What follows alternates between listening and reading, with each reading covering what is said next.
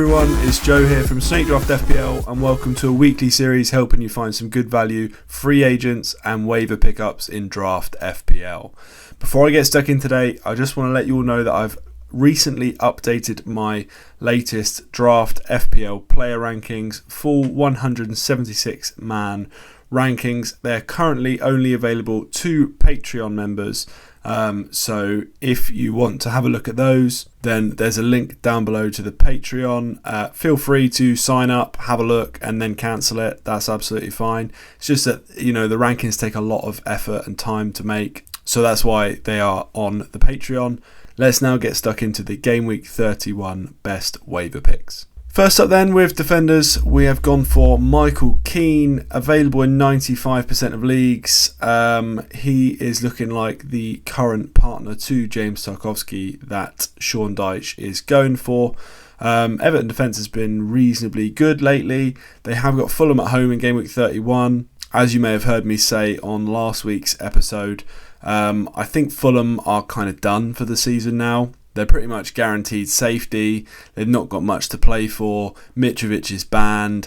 And I just think they're going to be kind of on the beach. And they're definitely a team I am looking to target. Hence why I've gone for an Everton defender this week. I think Keane is almost an identical pick to Tarkowski at the moment. Yet Tarkowski's owned in about 75% of leagues. Michael Keane's only owned in about 5. So I think he is a very strong pickup this week. The fixtures beyond 31 look pretty good as well. Palace away in 32 is not too bad. Newcastle at home in 33 is not great, but it's okay. And then 34 is Leicester away, which is going to be a very important game as well. So yeah, Everton defence I think is a good shout this week. I like the attack this week as well, if you can find a decent one. More on that later. Next up we have got Pedro Porro, available in 47% of leagues. Game week 31 for Spurs is Bournemouth at home. It is the plum fixture, I would say, this week. And their fixtures beyond that are pretty bad. Newcastle away, United at home, Liverpool away. Really tough set of fixtures. But for a 1 week punt, I think a Spurs defender is a really good shout. Pedro Porro is probably the most likely to play. That is also going to be available in the free agents. The likes of Eric Dyer, Romero and Perisic are all quite highly owned. You could go for Lenglet as well. I like Porro, he's very attacking. I think it's pretty likely he starts. There's always a chance that Emerson Royale could take the spot, but I don't see that happening this week, to be honest. Next up, we have got Semedo. Wolves have found a little bit of form the last couple of game weeks. Available in 72% of leagues, obviously just off the back of a great 1-0 win against Chelsea. Brentford at home this week is a strong fixture. Brentford are kind of in a similar spot to Fulham, I'd say. They're not quite on the beach yet, but I think they will be soon. And I think that the Wolves defence this week, the Wolves defence is pretty good anyway. The underlying data has been pretty good for them for a while. So yeah, I think Brentford at home this week is a strong fixture, and to be honest, there's not that many clean sheets to go around this week. I don't think the likes of City, United, Liverpool all have good fixtures, but outside of that, not many of those players are free, so it's tough to find many clean sheets on the waivers this week, and I think Wolves have just about as good a chance as any. The fixtures beyond Game Week 31 are pretty nice as well. Leicester away, Palace at home, Brighton away. They don't face any of the real big boys in the next few game weeks. And I think it's a decent run for them. On to midfielders then. First of all, Luis Diaz. He's only available in 33% of leagues, but I thought I'd just chuck him out there just in case you watch this and he is free in your league, because he is targeting the Leeds fixture to be back on the pitch. Klopp said before the Arsenal game that he wasn't going to be involved for that one, but he will be ready for Leeds away. They've got a really, really good run of fixtures as well coming up. Liverpool, Leeds away, Forest at home, West Ham away, then a double in 34, Tottenham at home, Fulham at home. So if you do pick up Luis Diaz and he gets a run of starts, which I think he probably will once he's fully fit and firing, because I think, before his injury he was one of their most important players, especially in the back end of last season. So someone I'm really looking forward to having back on the pitch. especially as I've got him in a couple of leagues. So yeah, I think if he is free, definitely pick him up, because beyond this week, he's probably going to see some minutes at Leeds, and then he'll definitely be wavered in after that. Next up, another man returning from injury. That is Christian Eriksen. He got on the pitch against Everton, played about 20 minutes, and I think it kind of went under the radar a little bit how well he was performing before he got injured.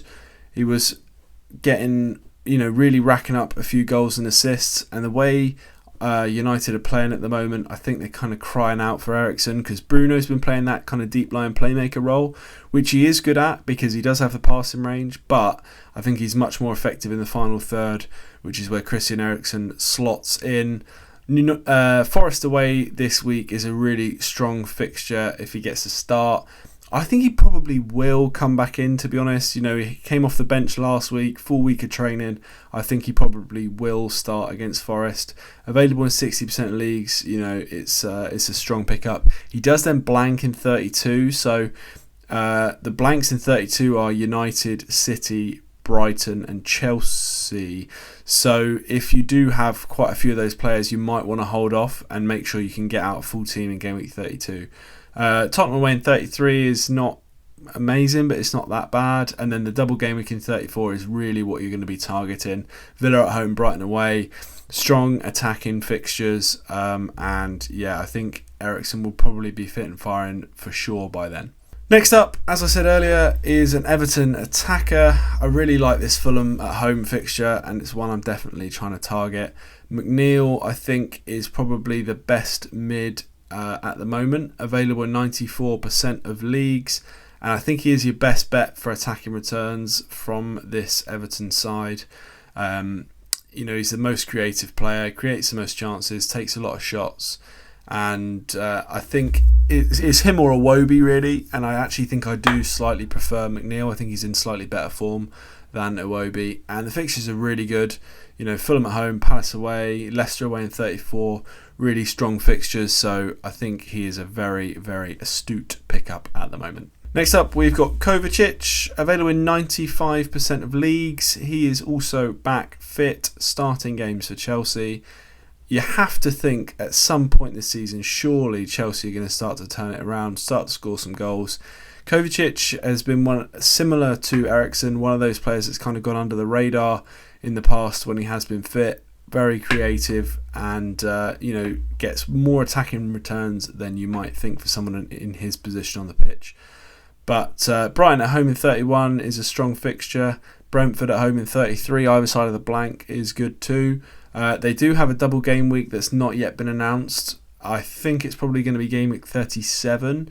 So if you can get one of them locked in nice and early, as long as you have enough players for 32, I think he's a pretty good pickup. On to forwards, and we have got Odsonne Edouard, available in 52% of leagues, off the back of Palace's great victory against Leeds. Hopefully we'll start to see some form out of them. The problem with Palace forwards basically for the last year or two is that Patrick Vieira just could never decide on who was going to be the main man. But I think Roy's a little bit different. He generally picks a starting 11, and if it works, he'll stick with it. So I do expect Edouard to play the next few games at least, which is great because it's always nice to have another forward available to be picked.